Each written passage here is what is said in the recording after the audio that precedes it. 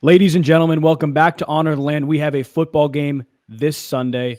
Cleveland Browns, Dallas Cowboys, 4:25 p.m. Eastern. Down by the lake. Zay, how excited are you? I am shaking with excitement, not only because I will be there, boots on ground, watching the game, and I know you will be in the lot in the RV, but I just am so happy football is back. The Thursday night game was unreal. How are you feeling? I'm feeling. It's game time, baby. Let's turn up. Like, what are we talking about? How about the kickoff for yesterday? The NFL, I don't think could have scripted it any better. No. Okay, sure, you maybe say his toes in, and then we get overtime, and then we're getting spoiled at that point. But what an opening day! The Ravens lose. Division is wide open, and I couldn't be more ready. And I couldn't be more ready. That's a big loss, too, because one, it's a mutual opponent. The Browns will get the Chiefs. Obviously, it's a conference loss, too. But Ravens right now sitting 0-1 in the division. By the time you guys are listening to this podcast, too, we will have the other NFC game going out. Packers, Eagles. Wait to see what happens. Obviously, that doesn't really matter for the Browns, although they will play the Eagles week 6, I believe. But this is the best time of year. The Cleveland Browns are back this Sunday, America's game of the week. If I had told you the Browns are playing NFL kickoff week 1, America's game of the week, like 2 years ago, would you believe me? No way, right? Well, it depends. Is Odell still here? Is Yeah. Baker still here? This is such a different game, and it's such a different. The teams are completely different almost since the 4 years that they played. So, I guess you'd have to tell me who's on the team. Yeah. Yeah, this is definitely a different Browns unit, but there's still a lot of star power. Without further ado, we can talk about this matchup because we discussed a little bit before. The guys on the outside for the Cleveland Browns, I think, are going to have to make the difference against this Cowboys team. I know we talked about this very briefly. For those who don't know, the Dallas Cowboys lost their defensive coordinator, Dan Quinn, to the Washington Commanders this past offseason, along with Dan Quinn, their defensive pass game coordinator, basically their de facto right-hand man, DC, under Dan Quinn, also left with him. So they brought in Mike Zimmer, who I'm sure a lot of you guys know from the Minnesota Vikings of the past, to be their defensive coordinator. If you don't know anything about Mike Zimmer, he likes to be aggressive. He blitzes a good amount. Big thing, stopping the run, as a lot of defensive coordinators do, but he will plan his coverages around stopping the run. And if he does that, which I personally think he will have success with against the Browns this week, you get into third and medium, third and long, he is going to go play man coverage, press man coverage, and force the guys on the outside to beat you. And if you're the Cleveland Browns, you go back and forth on how much you like that, right? Last year, Deshaun Watson was 34th in the entire NFL in completion percentage against man coverage. However, there were some favorite targets that he had. Throughout the entire year was Amari Cooper. Amari Cooper had the most targets against man coverage. But when you look at the first 9 weeks of the season, obviously Deshaun Watson did not play every snap in the first 9 weeks of the season. But when he was on the roster, active, Elijah Moore and Amari Cooper had the same amount of targets against man. So I think looking Elijah Moore's way a little bit is going to be a big thing. But the big elephant in the room now, the Browns have Jerry Jeudy. That's another really good wide receiver on the outside. Maybe they slide him inside too, but another really good receiver on the outside. And when you look at the Dallas Cowboys, Deron Bland out for the first 4-6 weeks of the season. That's believe in all pro, but a very good corner. And now they don't have Stephon Gilmore. They don't really have a true number 2 that's proven themselves yet. Obviously, they have Trayvon Diggs. I personally am a big Trayvon Diggs fan. I think he's exponentially gotten better as the years have gone on. But that's an area of exploitation for the Browns, I think. I don't know about you, Zay. I think it's an area they can exploit.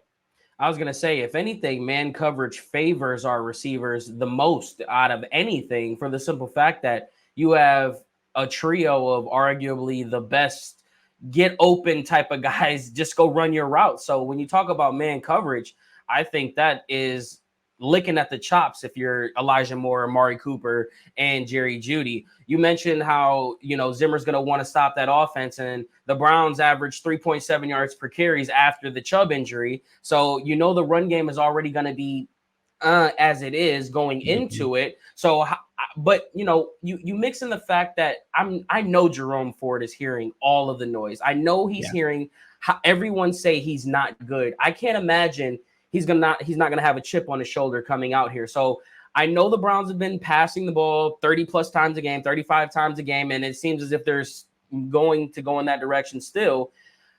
We probably get maybe I don't know how many rushes are we even looking at. I think we're going to be airing it out and RPOing it majority of the game anyway. So Yeah. give me the man coverage and let my, playmakers go out there and make plays. That's a great point you brought up about the Browns not really like feeling favored in the run game too, because I think pretty much the entire back half of last year, it was the same exact way. And obviously the offense in the back half of last year, I think looked like what the offense is going to look like now. It's going to be more passing, more spread, more volume to the receivers and David Njoku and anybody else who may participate in the pass game. But I felt the back half of last year, the Browns were outmatched in the run game as well, but it was really interesting to see how effectively they were able to run the ball. They weren't pounding the ball 20 times a game with a back. They weren't giving somebody 15 plus carries. Jerome Ford wasn't even getting that. Whoever the first running back was not even getting that. But they efficiently ran the ball. They effectively ran the ball. And to me, especially when you're in an offense like Ken Dorsey's, spread out a little bit more, you don't need to be a ground and pound team. You just got to be able to run the ball effectively and win the downs. Like one of the big things I always look at, every down has a win or a loss. Like first down, can you get 3+ yards? If you do, that's a win. Second down, can you cut it in half at least? If you do, that's a win. Like winning those downs and rushing the ball effectively is the big thing. Another thing to note about the Cowboys man coverage, pretty clearly, and again, obviously a new defense, newish defense, a new defensive coordinator, different personnel, but it was really, really clear that teams tried to target the outside against Dallas last year. Comparatively, looking at slot, running back, tight ends, inline tight ends, and receivers out wide, 5th highest target percentage to receivers out wide. So if you're Amari Cooper, I think it's going to be Jerry Jeudy on the outside more than Elijah Moore, but whoever you are on the outside, I would expect a lot of targets there. But for some reason, I keep going back to Elijah Moore. Like you look at the Dallas defense, and again, it's good. Jordan Lewis as a nickel is good, but I'm fascinated to see, do they travel Diggs with Amari Cooper? Do they put Diggs on the inside if they feel like that's where the matchup is? Let Lewis go play outside. I don't think Lewis moves outside, but do you travel somebody with Amari Cooper? You let your matchups go elsewhere. I'm really fascinated to see the schematic part of this. But let's move up front with that Dallas defense. Micah Parsons, one of the best players in the entire world. What do you think the Browns do to stop him, or can you even stop him? What do you think the Browns do to mitigate the impact he has on that offense? I think you got to find rhythm in yourself first before, like, obviously, Micah Parsons is the guy that you're targeting, circling, however you want to call it. He's the guy that you're watching on defense. And I think just go the other direction. We know the Browns have so many playmakers that more than likely everything's going to have to be quick. I go back to the training camp and I talk about how it seems as if everything that they shown us was just so close to the chest. Every pass that I saw was 5 yards or shorter. Maybe that's part of the big scheme of how you get past Micah, is just not letting him get an opportunity to cause havoc back there. So you obviously know that Deshaun Watson is keen for holding the ball a little bit longer than you would like. But I think Ken Dorsey's going to do a very good job putting in a game plan. And, Watson has came out and said Stefanski and Dorsey have done a tremendous job of, I believe he phrased it as making it so the offense is, it's more so you're able to find the fit. You know how Watson's so good at just picking apart things, and maybe he doesn't see it now, but he'll see it on a different aspect. He's leaving that aspect open as to where everything has kind of been, here's your read, go get it, complete the pass, and let's move on to the next play. So I definitely think it's going to be a lot of quick dink and dunk Tom Brady stuff that New England ran a lot of to keep Minka on his feet. And ultimately, that's probably your best bet. Yeah, and I think when we talk about that, you're 100% right in getting the ball out really quick. Two things I immediately think of. One, I brought up Micah Parsons because he is one of the best players in the world, but they also do have DeMarcus Lawrence, another really, really good pass rusher. I was making my top 100 list this past spring. He was one of the guys, a fringe bubble guy who totally could have been on there, but wasn't. A very, very good player. But two, I looked at what Dallas dealt with in the screen, or really the lack of what Dallas dealt with in the screen game last year. Nobody really screened Dallas last year, which is really interesting. That's probably the best way to get the ball out because it's a designed play and you understand at least pre-snap what coverage you're getting or you think you're getting. And if you're Deshaun, maybe that's something you're able to check to in the Ken Dorsey offense. And you look at the personnel the Browns have on their roster, obviously no more David Bell, which was a very interesting thing. We can talk about that. We got to talk about that. Yeah. It's like you have Cedric Tillman and I'm just going to say Cedric Tillman, a bigger body guy. Amari Cooper's kind of like the tweener. He can do everything. Mhm. But then you got Jamari Thrash, Elijah Moore, Jerry Jeudy, like littler guys who will probably participate in the screen game a little bit more. I think a very interesting thing, we saw it a lot last year, is the David Njoku screen game, because like that's a matchup nightmare. And I look at the safeties that Dallas has, like Donovan line Wilson's them up. Yeah, really good player, but I like you screen David Njoku, and even against zone, like you take care of Donovan Wilson, who will probably, set the strength of that defense with David Njoku. If I had to guess, that's what Zimmer's probably going to do. Get him out of the picture, go make those other DBs and linebackers block. Like you're going to be in a great spot. But let's talk David Bell real quick, because that was a really interesting thing for a couple reasons. One, like he's on a rookie deal, even as a depth guy, like he had a very, very big touchdown percentage. I was looking at some of the numbers. He was solid. He was a guy you felt like you could count on, especially third and fourth down. But you look at the Browns roster now, 5 receivers. I've always been a more, I guess, traditional thinker in saying you should have 7 on your roster, regardless of your scheme. Now you're in a spread offense and you have 5 receivers on your roster. They got to be bringing somebody up from the practice squad, right? That, or like, what is happening when this happened? Everyone's like, oh, this is such an overreaction for a 6 pick or a 6 depth guy, and da da da da. It's like, well, number one, you're not a Browns fan, so I don't expect you to understand why we are overly hyping this. But number two, when you talk about an insurance policy and a guy who was leaned on heavily last year, he had 8 receptions in a playoff game last year as a third round guy. When you're looking for guys and you're talking about who can we count on, he was 1C, maybe. I won't go 1A, 1B, but 1C of a guy that can go and catch the ball. So when you see this move and you talk about us switching to the spread offense, I threw this around on a live stream yesterday. Here's my chess move that I think of why it could have made sense. Number one, I think it would have been easier to let Michael Wood slip through the cracks on the waiver when you talk about the 53-man roster and who could potentially make it in that aspect. Whereas David Bell, he's not anybody that's going to blow the top off of it, but you mean to tell me a team's not going to go out there and get a guy that you can go to on third and fourth down? So when you talk about trying to make a roster and potentially plugging a guy in, I feel like it was almost in a sense where maybe Michael Woods was just the easier guy to let slip through the cracks. Then you can elevate Michael Woods up to the 53-man roster, and David Bell can find his way back onto the practice squad as your insurance policy, which he's always been on this team. So there's no information or merit to that, but that's my thought process behind a potential chess move that Barry was trying to make. Yeah, I'm really fascinated to see if Bell clears waivers. Like if there's a team that sees him as a depth guy. I've seen other people say maybe you bring Donovan Peoples-Jones back. I think it's a guy in-house. Like maybe it's Michael Woods. Honestly, James Prochet, I was a guy who wanted him on the roster at the 53-man roster. Mm-hmm. Maybe you don't love what you have in the return game and you feel like, okay, we can bring Prochet back, add a little bit more value in special teams. But again, a move that didn't make a lot of sense to me. Obviously, Andrew Berry has a plan with this stuff. He always does, but didn't make a ton of sense, regardless of who is playing receiver for the Browns, though. Like you said, you like the matchups on the outside. Well, who's the before we get off this Bell thing real quick, is Hopkins due for a contract, or did he just sign a contract? I believe he just signed a contract. Because I know a lot of people were throwing D-Hop out there, and I was trying to figure out how that would make sense. But I think if the Browns were to make some type of move, because let's be honest, this is a very questionable move. Like, it can't just be as simple as, hey, we're waiving you. There has to be something in line to follow suit, whether it be a trade, a guy that we add from in-house or off the waivers or whatever the case may be.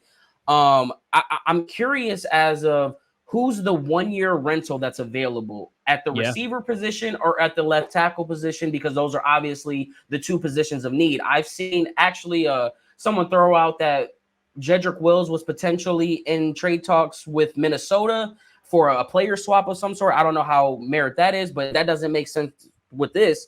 But is there a 1-year rental out there, and can we go get him? Because we have the most cap for this year. Obviously, most of that's going to be rolled into next year. Yeah, I do think rolling it into next year is super important.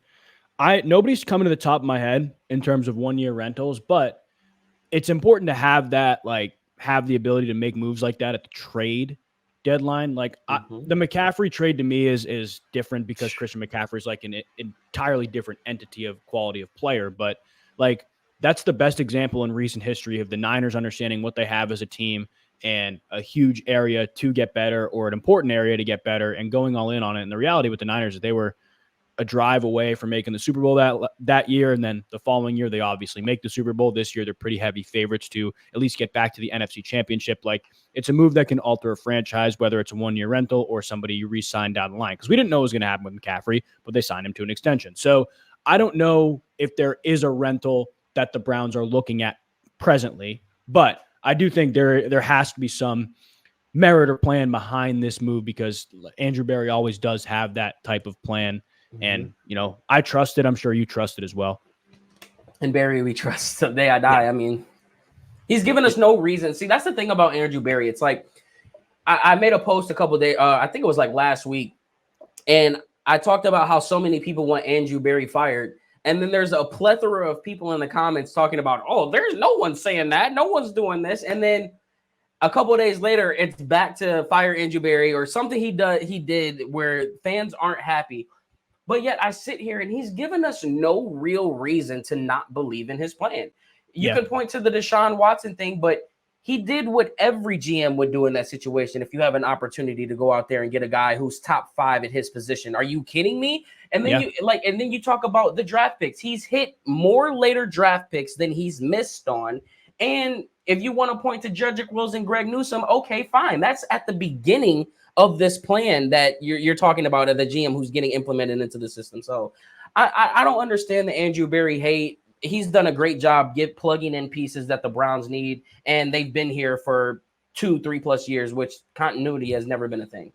Yeah, especially with the Cleveland Browns. The one area there is continuity, though, and I've noticed, is the interior offensive line of the Cleveland Browns. We can move back down to that. I don't know if you saw, but yesterday I just acquired my Joel Bitonio jersey. Extremely excited to wear that this coming Sunday. But I look at this game and I look at the holes of the Dallas Cowboys, and that interior defensive line is not good. Like, that to me is a huge area for exploitation for the Cleveland Browns.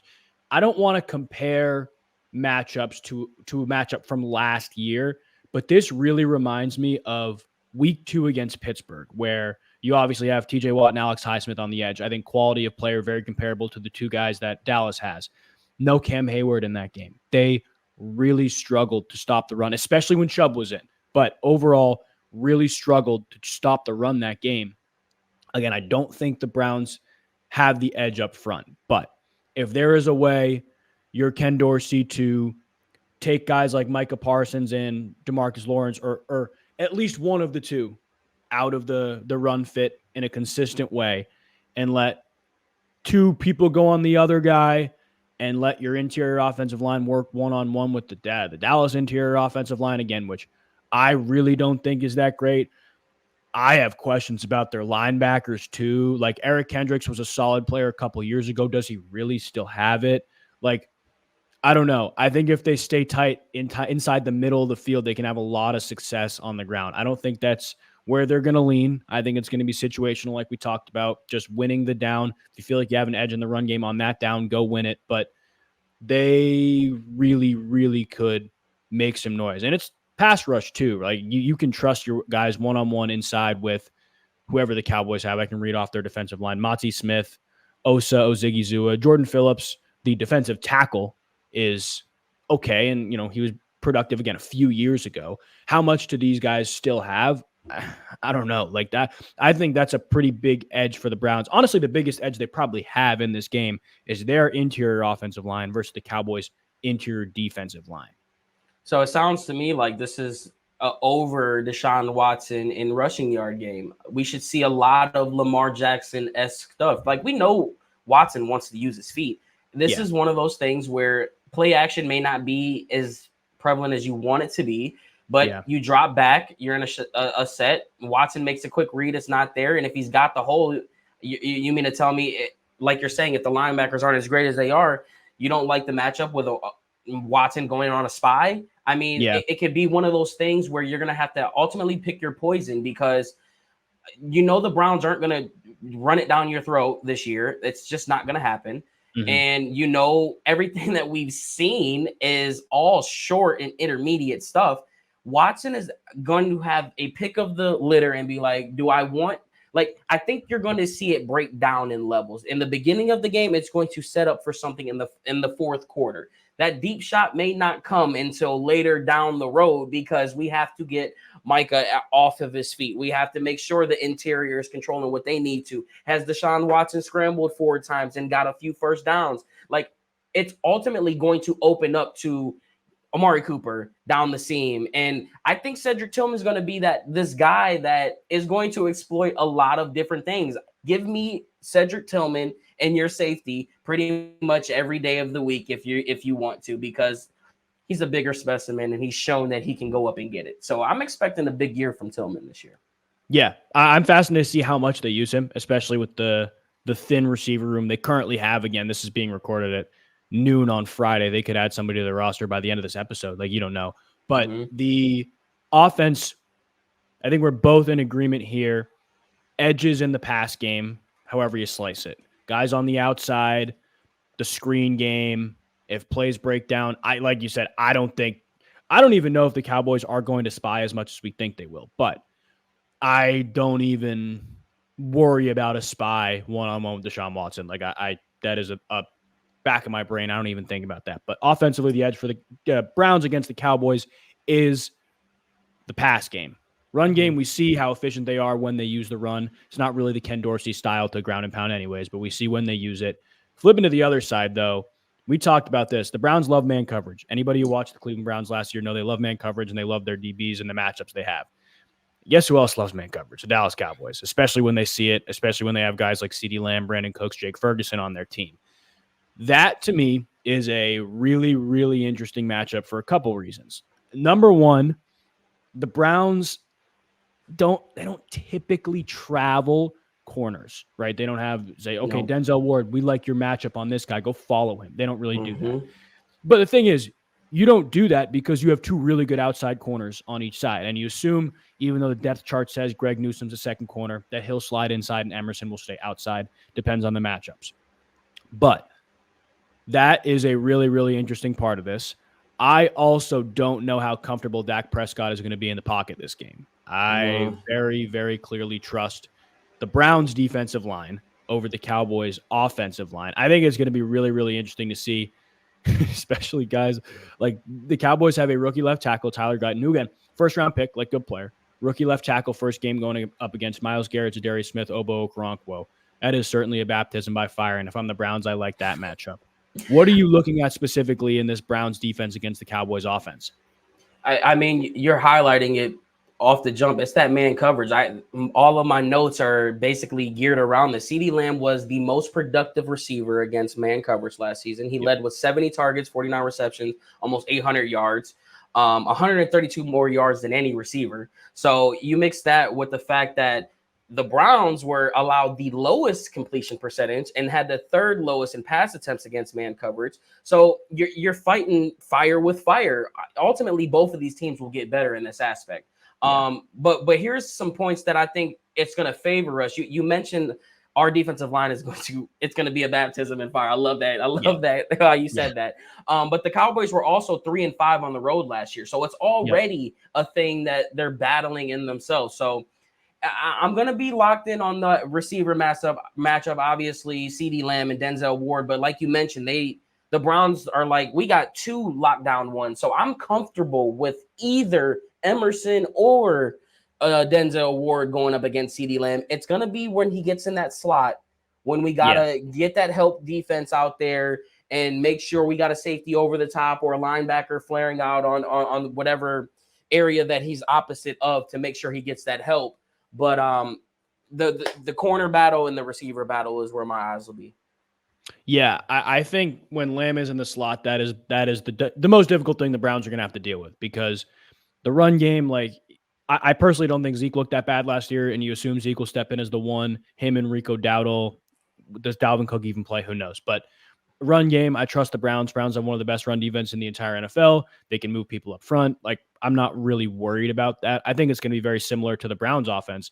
The Cowboys are just going to try to run situationally when they feel like it's best, like a change up almost. But the pass offense is where it's going to be really difficult. Full transparency, I worry about Greg Newsome one-on-one with CeeDee Lamb. I think anybody in their right mind would. I really, really am interested to see if they move Denzel Ward with him. Because a lot of what the Cowboys do when they get their matchups with CeeDee Lamb in the slot is motion. So you line up, let's say you line up CeeDee Lamb on the outside. You get man coverage from the Browns, CeeDee Lamb motions from the outside back to the inside, he's in the slot.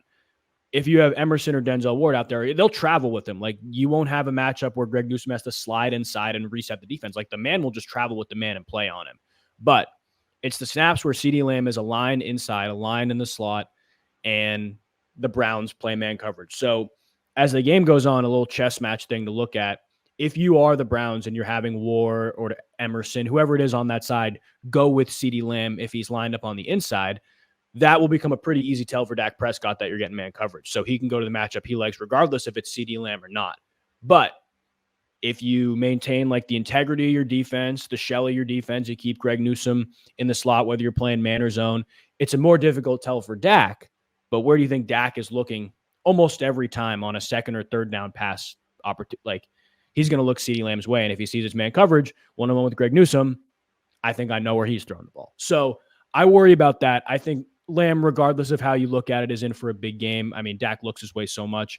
And again, I think the pass volume is just going to be there so much that you almost expect a big game from Dak too, statistically. But I think the biggest thing on this side of the ball is red zone defense. It is enormous to stop threes from turning into sevens. And to be honest with you, Dallas was solid in the red zone last year. The Browns were really, really good defensively in the red zone.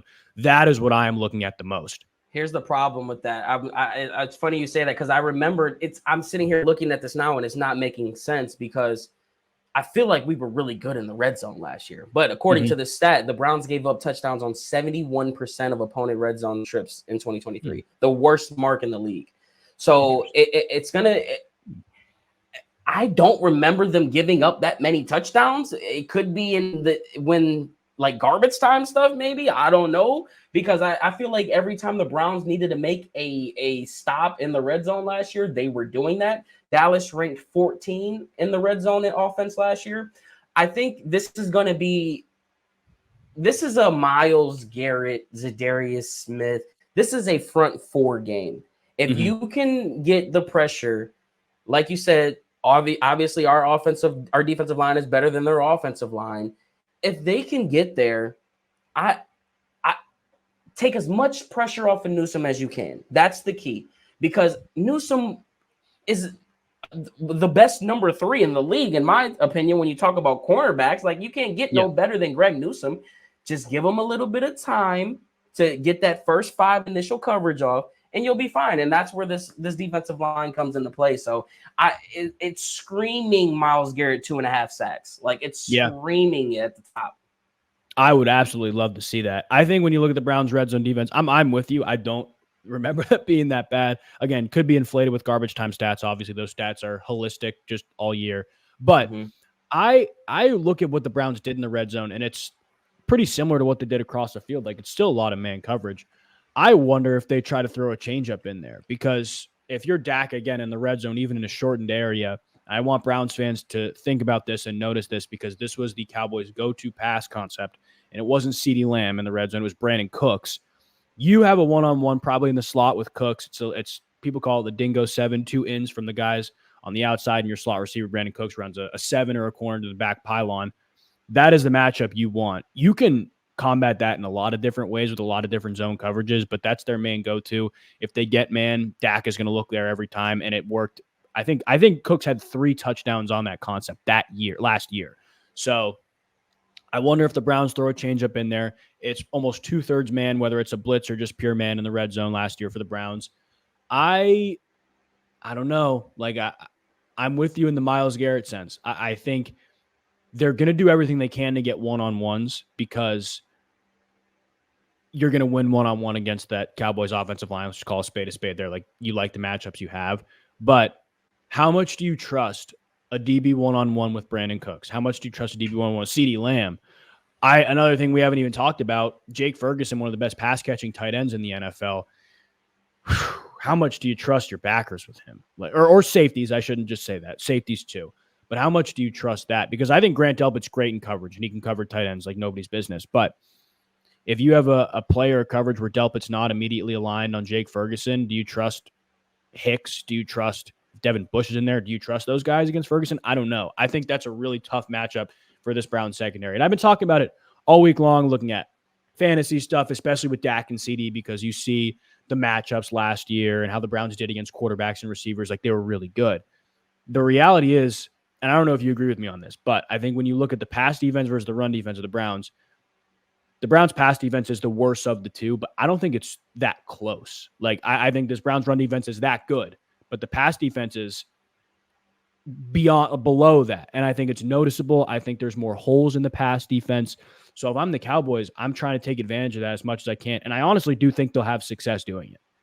I think we have a little bit of short-term memory when it comes to the pass defense because of how depleted we were with everybody. Like, we were running guys like Ronnie Hickman, who's an undrafted guy. We had D'Anthony Bell back there. We had Greg Newsome as our number one at some time. Like, you know what I mean? Like, there was a lot of factors that played into that. And let's be honest, our linebackers weren't the best cover guys. We're not asking JOK to go out there and cover. Taki was probably our best DB or DB corner besides Tony Fields, if I had to guess. But I mean, I think having Jordan Hicks here is a key that no one's really talking about.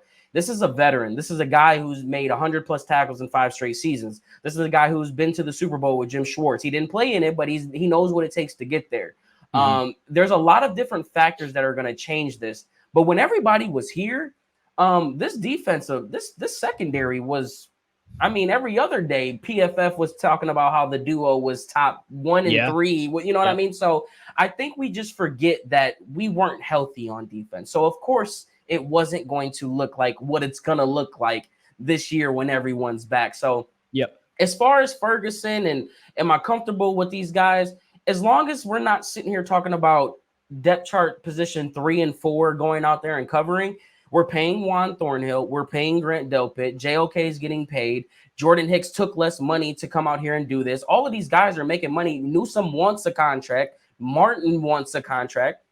I'm full faith and confidence in these guys that they're going to go out here and make the plays when needed because it's time. It's now or never. Yeah, it is certainly now or never. I mean, you've been waiting for this game for 6 months. Defensively, I'm with you. Jordan Hicks is a huge part, but I will ask you now, who is your defensive player of the game for the Cleveland Browns? Which Brown are you watching the closest on the defensive side of the ball with all of what we just talked about in context? Who are you watching the closest? I always hate going with the obvious answer, but big time games are all about the stars. We seen it yesterday. Now, surprise, Isaiah Likely's not a star. Rashid Rice wasn't looked at to be a star, but the guys who were making the plays out there were the big time guys. Chris Jones came out in the first. He took advantage of a first snap in the NFL on this tackle and got a strip sack on it. And credit to the Ravens for only holding them to 3 in that situation at Arrowhead. That's incredible in itself. But this screams Myles Garrett, man. If Myles, especially with him coming out saying it's home, I don't plan on losing. I do not see a universe where Myles is pedestrian, especially seeing as though he was pretty pedestrian in that playoff game last year. So as much as I want to go out there and be cute and say Denzel Ward, because that's the obvious other answer with the CeeDee Lamb, man, you gotta go obvious this game and say Myles Garrett, man. It's a Myles Garrett game. How many sacks? I'm guaranteeing 2. I know it's going to be tough. I know it's going to be tough, but it's something is my gut is just telling me Myles is going to wreak havoc. Now, If every other thing falls apart, like coverage and stuff like that, maybe Devin Bush misses a tackle or something, that can be talked about at another Yeah. day, at another time. But Miles is going to handle his business, and I just hope he handles it in the fourth quarter, because that's when we're going to need him most. We know what you can do in the first half, bro. We know what you can do in that third quarter. I need you to unleash the beast in that fourth quarter. Love it. I absolutely love it. I am with you. They got to get after the quarterback. What do they even do to mitigate that? Because I know we talked about what the Browns may do or could do for Garrett, probably keep people in the chip. I mean, they had a pretty good game plan when they played the Niners. I think that was probably the best they had in terms of a couple guys on the edge. They were fine against Pittsburgh. Obviously, the first game against Pittsburgh with Watt and Highsmith, they ran the Browns. But the second game, they were much better. They took him out of the game. What do the Cowboys even do to take Garrett and Smith, and then third down Obo Okoronkwo? What do you try to do other than just like pray? Like, what do you do? I think it's a little bit like, I would refer to them to go to the Rams tape, the Rams and the Texans tape. Honestly, Yeah. they did a great job of, like, I vividly remember the quote from McVay saying, "You kept me up all week trying to game plan for you." And there's no real game plan that you can do. There's only things that you can do to minimize his effect, and that's going the other direction. There's not really much you can do when Myles Garrett is deciding to go from this side to this side, and you're trying to double him on this side. Like that Titans thing is just on repeat 24/7 for me. But there's not really, just go to the other direction, play action the other side. But like I said, it's different knowing that everybody's back healthy, and I think Za'Darius is a very underrated topic.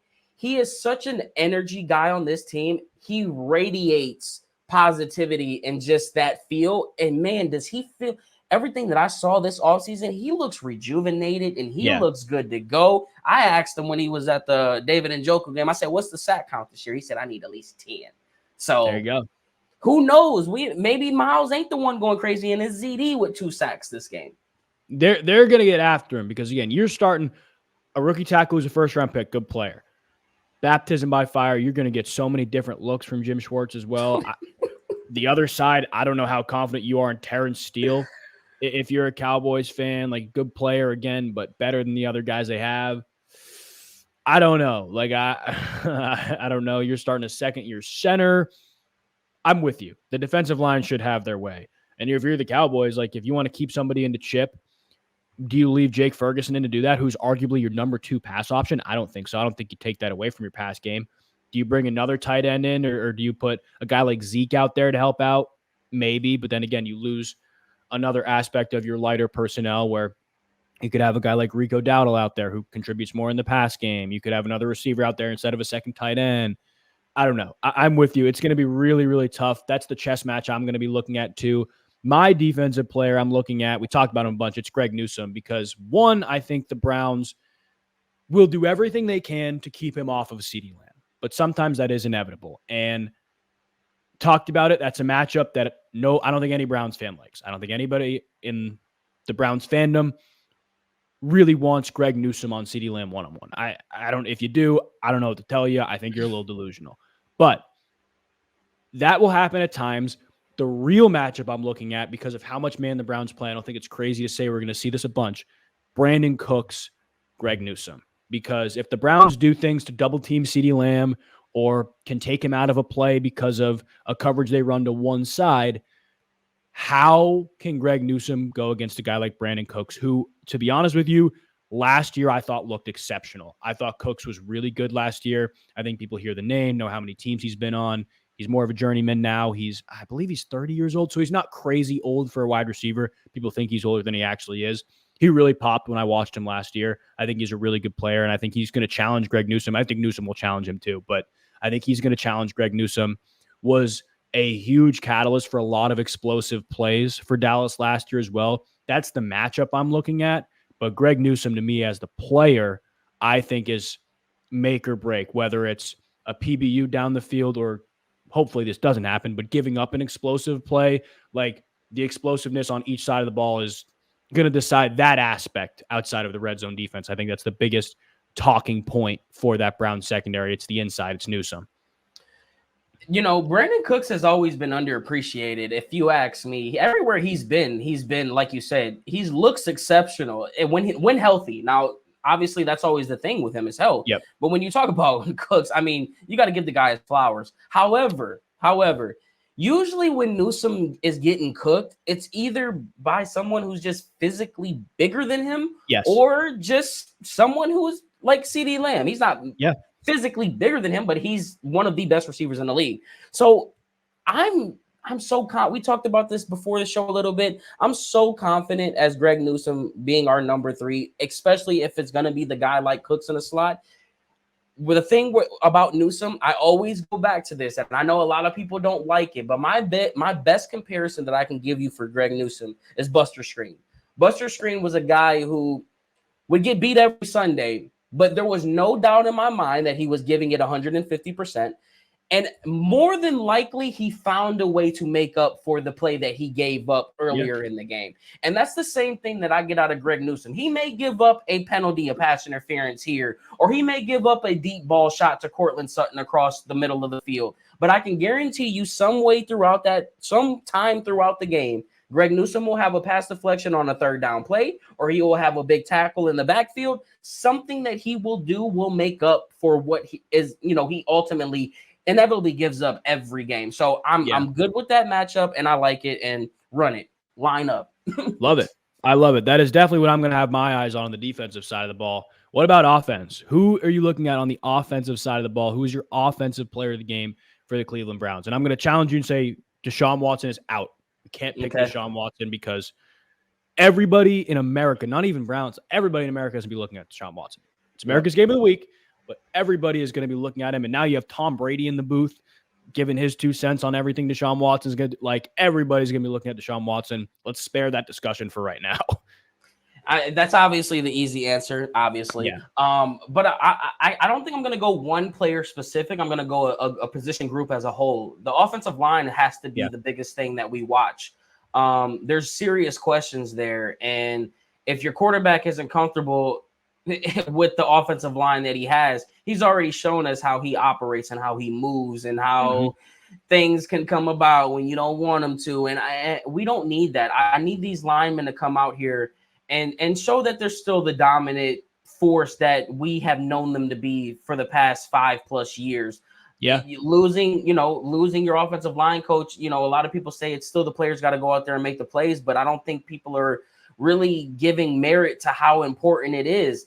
And then you mix that with the fact that they are keeping 10 guys on this roster for the offensive line. So that means they aren't too confident in what they have right now. So if you're looking other places, cool. But the biggest thing that we need to be keyed in on is this offensive line and how good they look. Because Jack Conklin is going to be on that left side more than likely, probably, if we had to guess. So yeah, I'm with you. I think that's a great call. That is, the fastest way to wreck a game is your defensive line getting in the backfield. And for the Browns, you got to prevent it. And you got to prevent it against 2 really good edge rushers, one of the best in the world, but another really good one on the other side. I love that pick.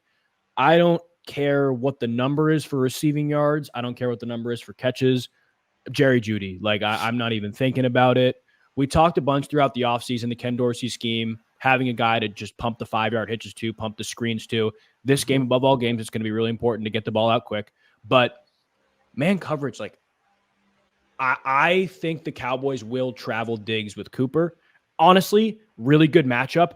I think if you're Dallas, you don't even feel bad about that matchup. I think it's going to be back and forth. Very, very similar talent in my opinion. But Jerry Jeudy one-on-one with the Dallas number 2. I don't even know who the Dallas number 2 outside is right now because Bland is out. That's the matchup you want to exploit. It's Kalen Carson, CJ Goodwin, Kalen Carson, 5th round pick.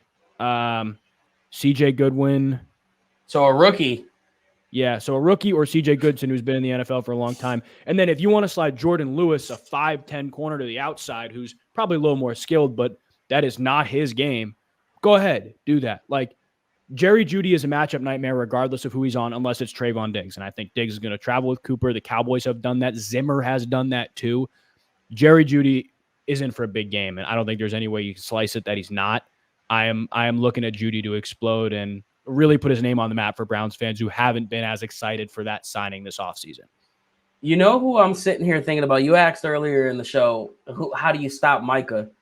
And what have we seen glimpses of this offseason with a potential guy that I love, a coach? Mike Vrabel was Oh yeah. working with David Njoku a lot Yep. this year. He may have taught him how to bump and go. And if Yep. you got a guy that's this big specimen, if David Njoku elevates his blocking game to the next level, you are talking about the best tight end in the league. I don't care what nobody said. I don't care about Yeah. the Travis Kelce thing. If he can develop that aspect, and not saying that it's bad, but you put him over there on that side where Parsons is at and give him some bump and Yeah. delay and or go or whatever the case may be. He's more than athletic enough to do that. So Yep. that may be something to watch on and see how often Parsons is on the same side with Njoku and how much help he's giving him to let Yep. Deshaun Watson go out there and work.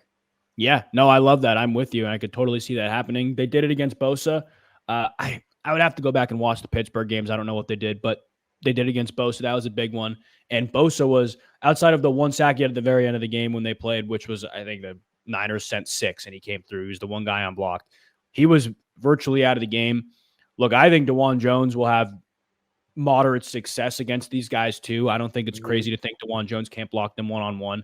But if Vrabel did improve his blocking, I mean, the sky is the limit there. And again, like if you're the Browns and maybe you like the matchup with David Njoku, and if Jordan Lewis is going to cover him, if Donovan Wilson is going to, whoever it is, 2 good DBs, but I think you like Njoku more than those guys. Do you really is that your first read as Watson, especially if you're facing 5 guys coming and man across the board? No, I think you're going to throw the ball to Jerry Jeudy. I think it is okay if they leave Njoku and he has less of a receiving impact than he usually does. Dallas didn't give up a ton of targets to tight ends last year anyways, regardless. So I wouldn't be surprised if that happens. But I'm going Jerry Jeudy. You are going Browns offensive line. The other side of the ball, you're going Myles Garrett. I'm going Greg Newsome. Let's take the players out of this. Overall X factor for the game. It could be something within the game, or it can be an aspect outside of the game, outside of the white lines. What is your biggest X factor for this game in Cleveland, 425, whether it's red zone defense, whether it's the crowd, whether it's the Muni lot, whatever it is, your biggest exterior X factor? Play your game. That has to be the biggest thing, because that was the reason we lost last in the Texans game. Yep. I had the interview with Alex Wright, and he talked about how just things they wasn't playing their game, and they weren't celebrating. They weren't doing these things that you normally see these players do. And I think you have to be able to contain these emotions. This is going to be a very emotional game. This is 425. The world is watching. Tom Brady's going to be here. Big boys are in town. America's team, the whole 9. So don't beat yourselves. Don't get too over yourself on one play or one drive. Hell, even one quarter. There's going to be a lot of football to be played. You're going up against one of the best offenses, if not the best. Were they the best offense last year in the league last year? Yep. Yeah. So control your emotions and do not beat yourself. That has to be the biggest thing for me, especially with it being opening day. Yeah, that is a great point. Not beating yourself is, the name of the game week 1. We saw in the Thursday night game too, the Ravens had so many penalties. Honestly, I'm trying to think back. I know the first touchdown drive, they had multiple penalties, so that didn't discourage that drive. But, they didn't get into the end zone. They really, really struggled until the fourth quarter with these guys. And I don't know, beating yourself week 1 is the fastest way to lose. If you're the Browns, absolutely do not beat yourself. Play your game. You've had the entire offseason to prepare. And the reality is, I think the Browns are a better team on paper as well as when you step out on the field. If you play your game, you're going to win. That is the very clear reality in Cleveland this weekend. I'm going to go not even just this weekend, this whole year, bro. If you go out there and handle your business, why can't we win 13 games? People say it's crazy, but go out there and handle your business. Yeah. My bad. I think it hinges on Deshaun Watson too, for sure. That'll be the thing that stretches the ceiling the farthest, I think. This game, though, I'm going with the home field advantage. I'm going with the crowd. I think it's night and day, obviously, what the Browns did last year. But look, I'm going to say I don't think the Cowboys have faced an environment like that in over a year. I look at what the Cowboys dealt with last year, the teams they beat on the road. They're Not trash. not great. Yeah. Defensively, especially, Dak put up incredible performances against bad defenses pass-wise last year. Playing good defense was noticeably worse. Noticeably worse, especially on the road. You're not in a dome anymore. You're downtown in Cleveland, supposed to be like 60, 65 degrees, beautiful football weather. That place is going to be rocking, sold out. This is the toughest environment Dallas has had to play in probably since 2022. So I don't know if the Cowboys have dealt with an environment like this. I don't know if they've dealt with the defense like this as well. And thinking back to it, the last time they did something comparable was San Francisco last year, and they got the snot kicked out of them. Like, it wasn't even close. So I think this is, if you're a Cowboys fan, like, this is the hump you got to get over. You got to look at this game and say, we got to go on the road. We got to go beat an elite defense. If you're the Browns, I think it's the biggest piece of advantage you can have. Like, I think this is the Browns' game to lose. Truly, being at home makes a huge difference. That is my biggest X factor. The crowd. I'll put it as the crowd, but that is my biggest X factor. The atmosphere of this game is going to be really difficult for Dallas. Really difficult. It's not like something they see in a while. You know, not like anything anyone has ever seen. When I tell you the environment downtown is going to be ballistic. So it is currently, like we say, noon on Friday. I'm going down to the Muni lot tomorrow morning, Saturday. We don't play till Sunday at 4:25. If that's any indication of how crazy it's going to be downtown, the crowd is going, like, picture Seattle and Arrowhead and Cleveland in the Muni, West 3rd, West 6th, across at the airport. It's just going to be like a parade of people, and it's just going to be all the energy going into Huntington Bank Field. Shout out to Huntington Bank Field. We didn't even talk about that. But, man, this crowd is going to be, I can imagine, first drive, Dallas gets the ball, touchback with the new kickoff rule. First play, here we go. False start. The place would go, oh my God, it would go crazy, bro. I'm getting goosebumps thinking about it. Yeah, I'm with you. It's like the Penn State whiteout game a few years ago. Like, that was, I don't know if I want to compare it to that atmosphere, because that atmosphere looked insane, but it's going to be like that. You will be in the Muni lot when people are watching and listening to this. So if you guys are in the Muni lot, come say what's up. I'll be down there for a little bit Saturday too, and then all day Sunday, obviously. But score predictions. Let's hear it. I think we're on the same page here, but I will let you take the floor first, because I don't know. I think I'm a little more pessimistic about this game. I don't know how far I'll let it take me, but I'll let you go first. You know, I usually don't do my score predictions until I come up with my keys to victory. So I haven't thought about it yet. But I'm gonna go off the top here. This could change, but you guys are getting the first scoop.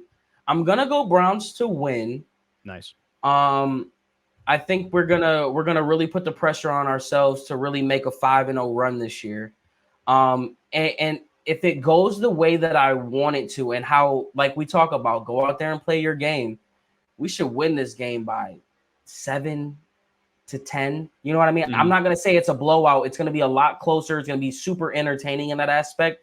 But we're at home. We're at home. You talk about the crowd. You talk about the X factor. You talk about how good we have been at home. We should put up a lot of points this year, especially with this spread offense. Deshaun Watson was never better than when he was in the spread offense. So I'm expecting 25, 30 points. So give me like a 7 to 10 point win. Let's go 27-17 Browns. I like that. Okay. I like that. Good. That's a good prediction. I'm with you. This is the best the offense has been in a long time. I look at the Browns offense, at least what they did last year and the numbers from last year, and you play this man-heavy team, you will have moderate success on offense. I don't think it's this huge explosive game. I look at what the Browns had to deal with defensively last year. They were really good, but the Cowboys were also really good against what the Browns did. And to be fully transparent with you and anybody listening, I think in the pass game, the Cowboys do have the edge offensively. I do. I think they will move the ball down the field through the air. I think they're going to score some points. But this is not last year. Like, the defense is moderately the same, but the offense for the Browns is different schematically and the people that they have. I cannot stress enough about Jerry Jeudy. Like, that is a true number two, sometimes talented enough to arguably be a number one, but a true number two who you have a mismatch with. Now you can slide Elijah Moore inside and go against their 3 or the weaker point of their 2 and 3 in the DBs that you like. The Browns are going to have more success offensively. I think that pushes them over the top. I'm going to go 23-19 Cleveland. I think it'll come down to Dallas getting the ball, two-minute drive-ish, and the Browns stopping them from scoring a touchdown. I think that's it. I think they win by 4. Right now, I think they're 2-point favorites. I'm going to take them. They were 1 now. 1. Oh, 1. So it's moving the other way. Hey, if it's moving the other way, I'll take the Browns every time. But that is going to be a really tight game, but I wouldn't want it any other way. I'm sure you wouldn't want it any other way. We get spoiled with some good 1 o'clock football. My boy Daniel Jones at 1 o'clock. And then a crazy Sunday night game, Detroit Rams, but sandwiched in between is going to be the best game of the week. Browns Cowboys. I am pumped. Let's let me ask you another question. Are you do you know off the top of your head Dak Prescott's last game performance versus the Browns in 2020? Do you know that crazy stat line that he had? I don't know the stat line, but I remember the game. It was extremely high scoring. That was the best game Odell had with the Browns. I remember that.